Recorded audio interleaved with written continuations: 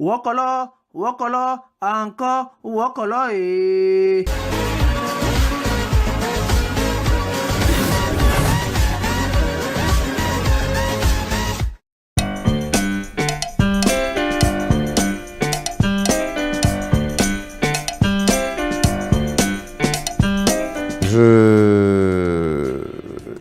Vous me donnez juste l'occasion de rappeler ce qu'un joueur de l'équipe nationale a dit en 1975. Ce joueur-là était joueur de canon et s'appelait Jimmy, du moins on l'appelait Jimmy. Son nom c'est Jean-Daniel Eboué, aujourd'hui de regrette mémoire, donc décédé, qui a dit en septembre 1975, le poste de gardien de but de l'équipe nationale est désormais fermé pour une très longue période. Et il le disait parce que étaient réunis en équipe nationale Joseph-Antoine Bell et Thomas Nkono. Et on s'aperçoit qu'il avait vu juste, il avait vu très juste. Donc de 1975 à 1994, c'était bien difficile pour les autres d'exister, oui, c'est vrai.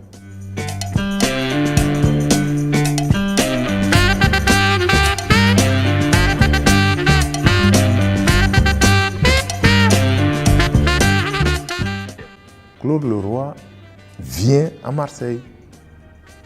Lui-même vient me rencontrer. D'abord, à l'époque, il n'y avait pas de portable, donc au club, on me donne un mot. Il y a Claude Leroy qui a appelé, mais j'étais à l'entraînement. Il a laissé un message, il aimerait bien que je le rappelle. Bon, je suis un garçon poli, donc je l'ai rappelé. On a convenu d'un rendez-vous. Il est venu, cette fois-là, avec son épouse, à un match. Et cette entrevue, pourquoi j'en parle? Parce que c'est cette entrevue-là qui, en réalité, je pourrais dire, nous fait gagner la CAN de 88.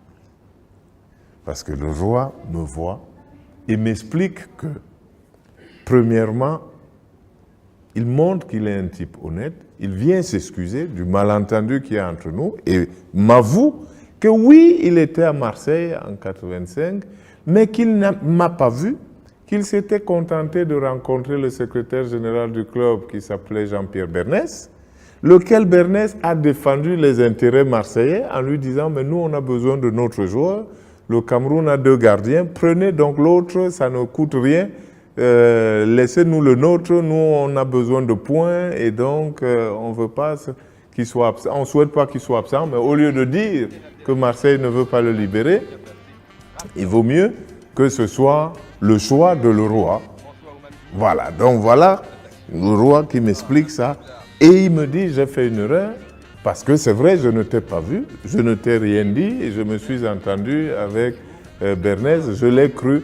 Et pire, il me dit, je crois que je me suis même trompé 2 fois, en ce sens que nous allions jouer en Égypte, où toi tu avais déjà joué, et que même s'il fallait faire donc un choix, compte tenu de tes performances en Égypte, il valait mieux que je te ramène en Égypte parce que forcément les Égyptiens, tu as été champion, tu as gagné là-bas, ça fait quelque chose de t'avoir en face. Les arbitres du prochain match attendent tranquillement leur tour en regardant le match à la télé. Plus que quelques minutes, le nouveau renvoi de la défense camerounaise, mais le ballon arrive dans les pieds d'Hassan. Ensuite, c'est Ndip, le Camerounais, qui rate son dégagement et finalement Sango sauve une nouvelle fois devant Abdelhamid. Corner de la dernière chance pour les Égyptiens. Attention, tête d'Hassan, but, non, le ballon dans les mains de Sango, c'est un petit miracle. Je ne vous dis pas la joie des Camerounais au coup de sifflet final. Ils ont vaincu le signe indien devant une équipe égyptienne. Je finis l'entraînement et vers 12h30, 13h, quand je suis chez moi, Monsieur Faubete et Claude Leroy m'appelle pour dire « bon, ben, on va prendre l'avion ». Mais Hidalgo n'a pas appelé.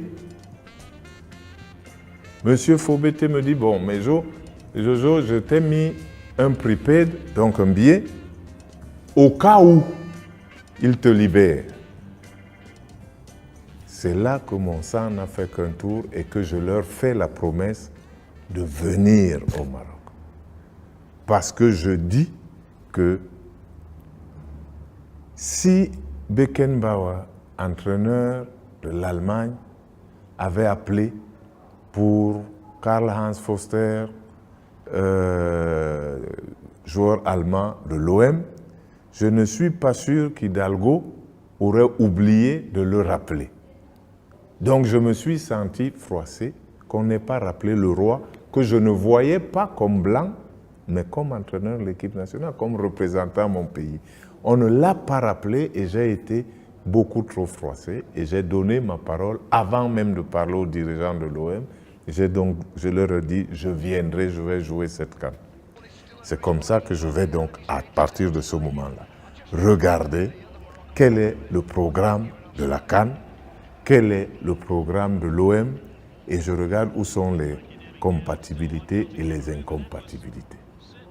Et je m'aperçois que le premier match qui a lieu 4 ou 5 jours plus tard tombe un jour où l'OM joue.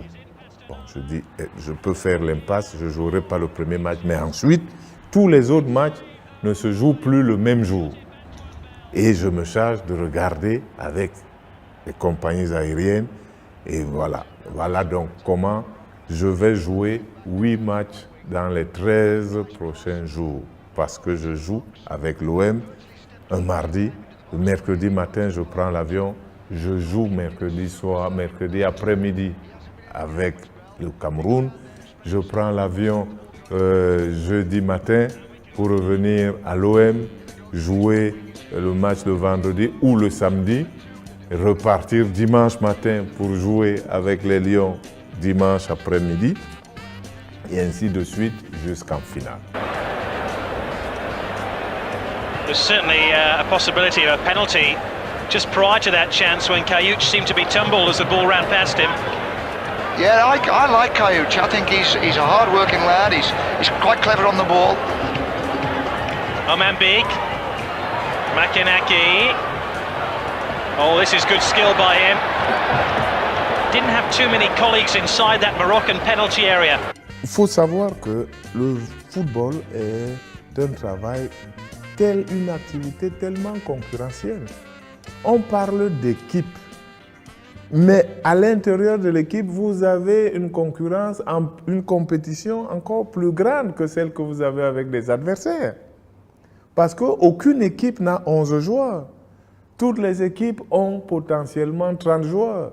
Puis on en retient 23. Mais dans les 23, on jouera 11. Bon, donc, dans les clubs, on a 30 à 35 joueurs qui veulent tous jouer, qui ont été engagés parce qu'on pense qu'ils pourraient jouer. Quand vous avez la chance d'être titulaire, vous ne voulez pas perdre votre place. Donc voilà le problème que nous avons. Il faut savoir que tous les joueurs qui viennent à la CAN sont potentiellement perdants en ce sens que pendant ce temps, leur club ne s'arrête pas. Et ils se retrouvent dans le dilemme de croiser les doigts pour que l'équipe ne marche pas bien en leur absence, pour que dès le retour, on ait besoin d'eux, mais vous avez dégringolé au classement, ou alors leur souhaiter que ça marche. Et comme ça marche, quand vous revenez, la règle, c'est qu'on ne change pas une équipe qui gagne. Donc, si ça marche à votre retour, vous serez remplaçant. Avec des conséquences à court et peut-être à moyen et à long terme. Donc voilà en réalité les problèmes qu'ont les joueurs, mais que personne ne met sur la table et donc personne ne les évoque pour que les supporters des pays et que ceux qui mettent le nationalisme en bandoulière et au vent et qui accusent ces joueurs d'être antipatriotes et ainsi de suite, qu'ils ramènent le problème à eux pour voir qu'est-ce qu'ils feraient à la place de ces joueurs. Quand vous savez que généralement, en plus, ils viennent pour s'entendre dire des insultes à la figure. Personne ne leur reconnaît le risque de perdre leur place. La Coupe d'Afrique des Nations dans les bras de Roger Milla. 4 ans après la finale d'Abidjan, le Cameroun renoue avec la Coupe. 75 000 spectateurs, ambiance de fête pour un football spectacle.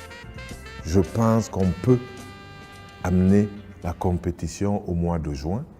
Valable aujourd'hui, plus que jamais, parce que j'avance l'argument selon lequel l'Afrique a organisé une Coupe du Monde. Elle était en juin-juillet comme les autres partout ailleurs. Et l'Afrique, en demandant la Coupe du Monde, n'a pas demandé de dérogation pour la jouer en janvier. Donc on peut jouer en Afrique en juin-juillet. Aujourd'hui, des matchs éliminatoires de la Coupe du Monde se tiennent en juin-juillet. Donc on peut jouer en juin-juillet. Auquel cas, on aurait une compétition encore plus grande avec des joueurs libérés de toute contrainte, venant en Afrique avec la bénédiction de leur club, ayant l'esprit totalement libéré de la crainte de perdre sa place.